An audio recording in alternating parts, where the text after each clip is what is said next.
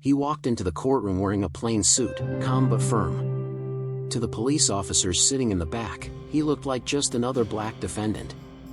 They smirked, nudged each other, and whispered jokes under their breath. But they had no idea that this man was about to change everything. It all started a week earlier, when Daniel Carter was pulled over on a quiet street. The officers claimed his taillight was out, but Daniel knew it wasn't. Before he could even finish his sentence, one officer laughed, another one trying to play innocent. They ordered him out of the car, searched him without cause, and finally arrested him on charges so flimsy, it was almost laughable. But Daniel didn't resist. He didn't argue. He simply let them write their report, knowing the truth would come out soon. Fast forward to the day of his arraignment. The same officers who had mocked him walked in, full of confidence, ready to testify against just another defendant. They leaned back in their seats, arms crossed, as Daniel waited quietly for the judge to enter. The bailiff called for order.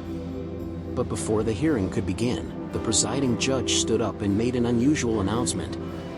"Ladies and gentlemen, before we proceed, I'd like to introduce a guest who will be observing these proceedings today. This is Director Daniel Carter, head of the Federal Bureau of Investigation." The courtroom froze. Every eye turned toward Daniel. The officers who had mocked him only moments earlier went pale, their smug grins vanishing in an instant. Daniel rose from his seat, his voice calm but powerful. "Yes, it's true. I am the FBI director. And last week, these officers arrested me under false pretenses. They profiled me. They mocked me. And they treated me like I didn't belong. What they didn't realize is that I oversee the very investigations that hold officers accountable for misconduct." Gasps rippled through the courtroom. The officers shifted uncomfortably, suddenly aware that their careers, and their reputations, were hanging by a thread. Daniel continued, his eyes locked on them. "This isn't just about me. It's about every citizen who's ever been treated with disrespect. Every person who's been judged by the color of their skin instead of the content of their character. You laughed at me because you thought I was powerless. Now, you will answer for your actions, not because I'm the FBI director, but because no one is above the law." The judge nodded firmly. "Charges against Mr. Carter are dismissed with prejudice. And an internal investigation into the conduct of these officers will begin immediately." The courtroom erupted. Some people cheered.